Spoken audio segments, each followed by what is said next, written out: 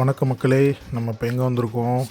அதிகமாக விவசாயம் நடக்கக்கூடிய ஒரு இடம் அப்படின்னு பார்த்தீங்கன்னா திருச்சியிலேயே இந்த திருச்சி குழுமணி தாங்க. அந்த திருச்சி குழுமணியில் எவ்வளவோ கோயில்கள் இருக்குங்க. இந்த திருச்சி குழுமணி சுற்றி பார்த்தீங்கன்னா நிறைய காவல் தெய்வங்கள் இருக்குது, நிறைய கன்னி தெய்வங்களும் இங்கே நிறைய இருக்குங்க.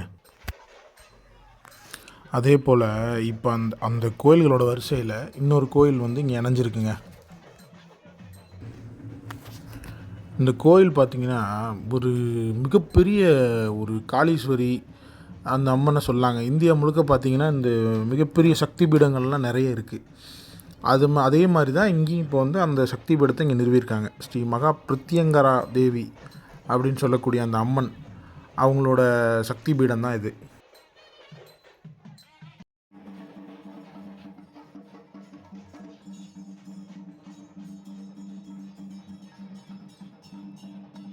திருச்சியில் பார்த்திங்கன்னா நிறைய பெரிய பெரிய அரசியல் பிரமுகர்களும் ஹோட்டல் உரிமையாளர்களுமே கூட இந்த கோயிலுக்கு வந்துட்டு போகிறதா சொல்கிறாங்கங்க. அவங்க அரசியல் பிரச்சனைகள், ஒரு ஹோட்டல் நடத்துகிறாங்கன்னா அவங்களுக்கு வந்து பார்த்திங்கன்னா சரியான வியாபாரம் இல்லை, போக்குவரத்து அந்த ப்ராப்ளம் இல்லை அப்படின்னாவே நம்ம இந்த கோயிலுக்கு வந்துட்டு போனால் எல்லாமே நிவர்த்தி ஆகிறதா ஒரு நம்பிக்கை இருக்குங்க.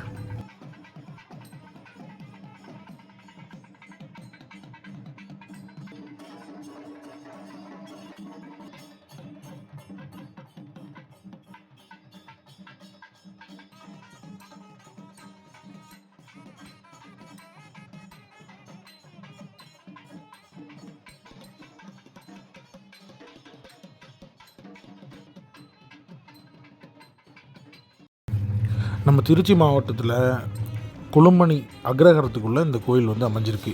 இந்த கோயிலோட சிறப்புன்னு பார்த்திங்கன்னா பில்லி சூனியம், தீராத தலைவலி, கை கால் வலி போன்றது, நம்ம எப்படி சொல்கிறதுன்னு பார்த்திங்கன்னா ஒரு மனுஷன் இன்னொரு மனுஷனுக்கு செய்கிற ஒரு செய்வன போக்குவரத்து எல்லாத்துக்கும் பரிகார ஸ்தலமாக இது விளங்குதுங்க.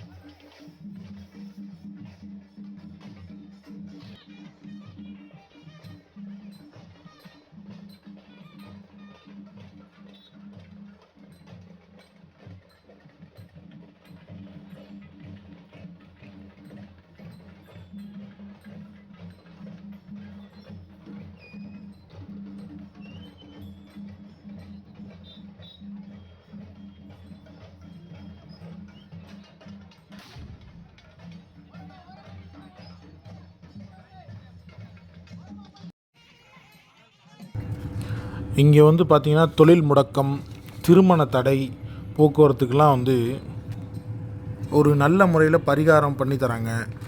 நம்ம வந்து ஒரு ஒரு பெரிய பெரிய கோயில்களில் போய் நம்ம பரிகாரம் பண்ண முடியல அப்படிங்கிற ஒரு குறைபாடு இங்கே இருக்காதுங்க. இந்த கோயிலில் நீங்கள் வந்து தாராளமாக இந்த கோயிலில் வழிபாடு செய்யலாம், எல்லாமே பண்ணலாம். இது ஒரு ப்ரைவேட் சக்தி பீடமாக இருந்தாலும் கூட இங்கே இருக்க எல்லா மக்களுக்குமே சமமான ஒரு பங்களிப்பு இந்த கோயிலில் இருக்குங்க.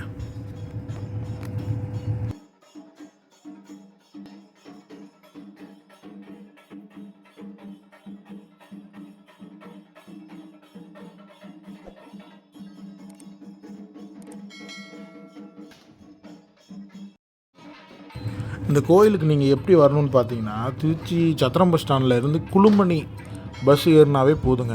நேராக கொண்டு வந்து உங்களுக்கு குழுமணி பஸ் ஸ்டாண்டில் இறக்கி விட்ருவாங்க. அங்கேருந்து குழுமணி அக்ரஹாரத்துக்குள்ளே வந்தீங்கன்னா அந்த கோயிலை நீங்கள் வந்து தரிசனம் பண்ணலாம். மறக்காமல் நம்ம ஸ்பிரிச்சுவல் விளாகர் சேனலை சப்ஸ்கிரைப் பண்ணிடுங்க, பெல் ஐக்கானை டிக் பண்ணிடுங்க.